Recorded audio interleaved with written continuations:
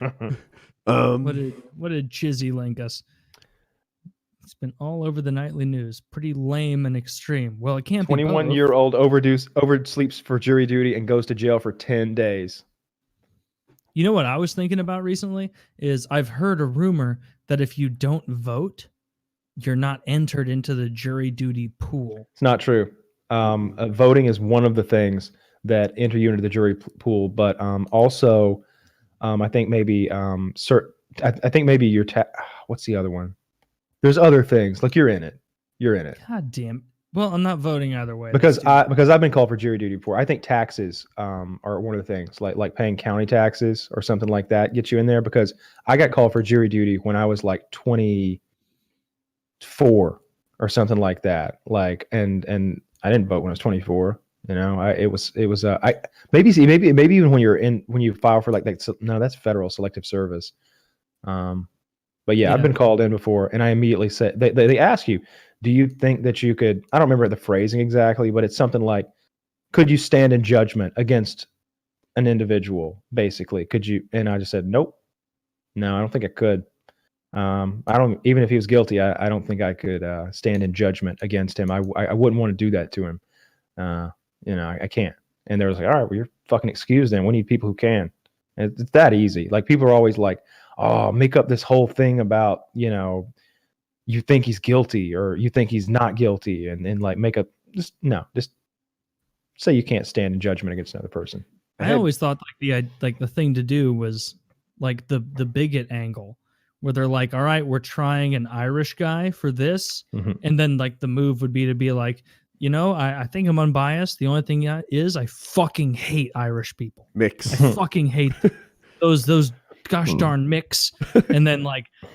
Then they would let you go. Or is that something I've only imagined and seen in movies? You could, but then something could happen that would really, you know, you just admitted in court that you're a racist. So, like, what if against a kind of white person? Nobody cares. I've only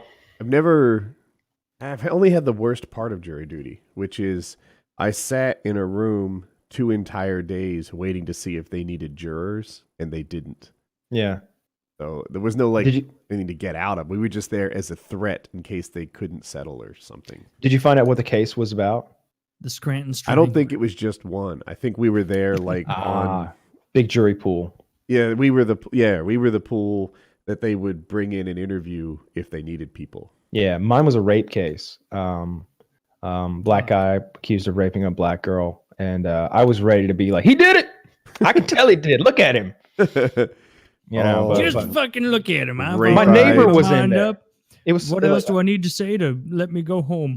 My neighbor was in there too. You know, at the time I was like 22 or 24, somewhere in there. I don't recall exactly. And he's like, you know, he's an adult. He's 40. So, and he was like, this is a bunch of bullshit. I need to be back home working right now. I got stuff to do. And I was like, just tell him you can't do it. I can't do it. I need to be at work. No. Tell him you can't do it. Tell them this isn't something that you feel comfortable with, and they'll just let you out.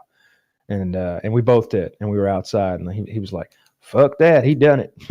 As soon as we got outside, he's like, "You could tell, right? He looked scared." Maybe it's good that he wasn't on the jury. Yeah, and I was like, I don't know, man. I'd be scared of shit if I was accused of rape too, even if I didn't do it. Could you get out of jury duty by like telling them like, no matter what's said, I'm going to vote not guilty? Yeah. I don't know. Oh, so you can just like straight up lie. Yeah, there's all kinds of lies you can tell. You can on religious basis.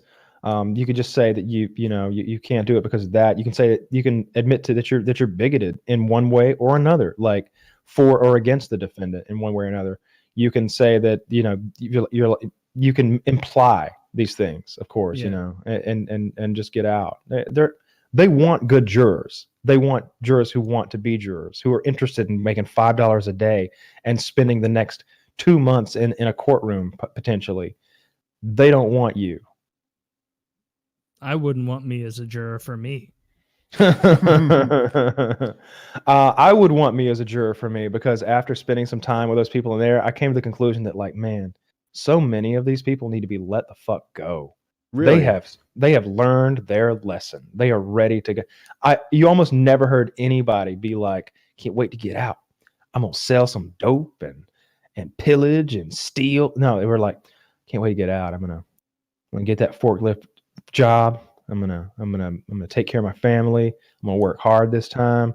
I'm gonna stay away from them people and those people, and I should have never been there anyway. And I'm not gonna let anybody put any damn guns in my house again. It wasn't even my gun. He was just keeping it in my house, and like shit like that. Like these are people focused on a future that did not involve crime, and they had learned their lesson already because they'd been in for like 8-10 years, and they still had like 5-6 more years to go and shit like that.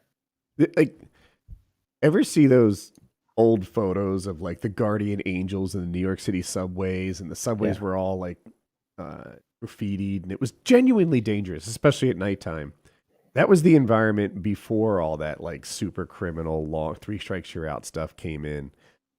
And now like most of the population, is like, dude, they've gone way too hard. Some of these 3 strikers, like 2 of those strikes were kind of bullshit. Mm-hmm. Yeah. And for sure.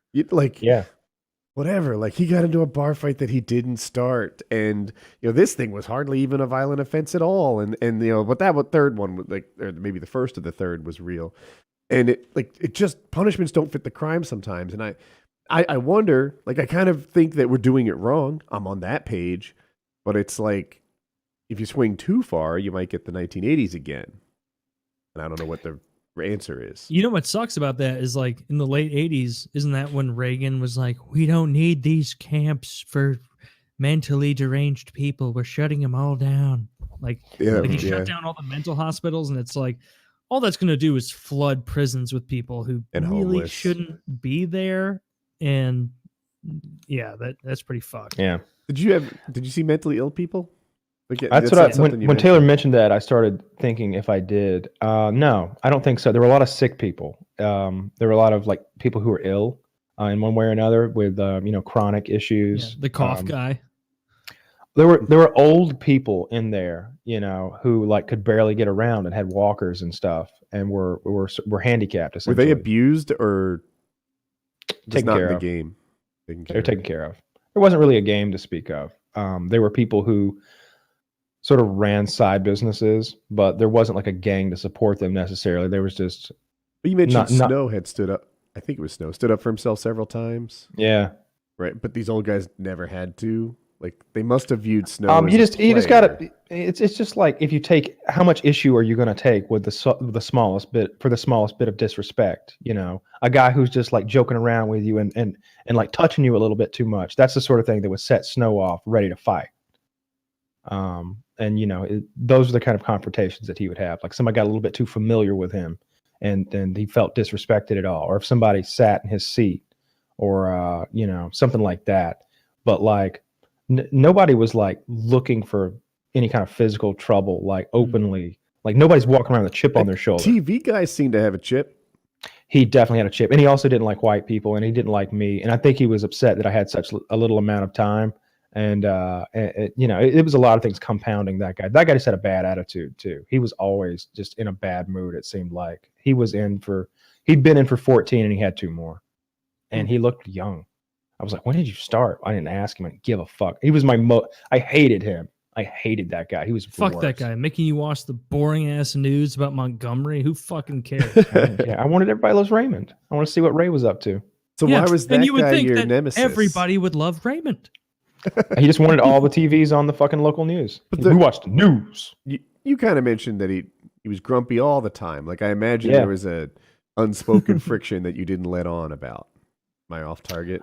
Just all, like I slept through the time to pick up my laundry one day, and I went over. He ran the laundry, and I went over like an hour late, and I was like, "Hey, I slept through when everybody picked the laundry up. Can I get it now?" And it's like right back there behind him on a shelf. And he's like, "Nope, got to come in tomorrow." I'm like, "All right, what time?" "Same time as every time." Cool. All right. Maybe you don't know. Should have been like, I'm not good at times. Fight you right now for my laundry. It's like right back there, motherfucker.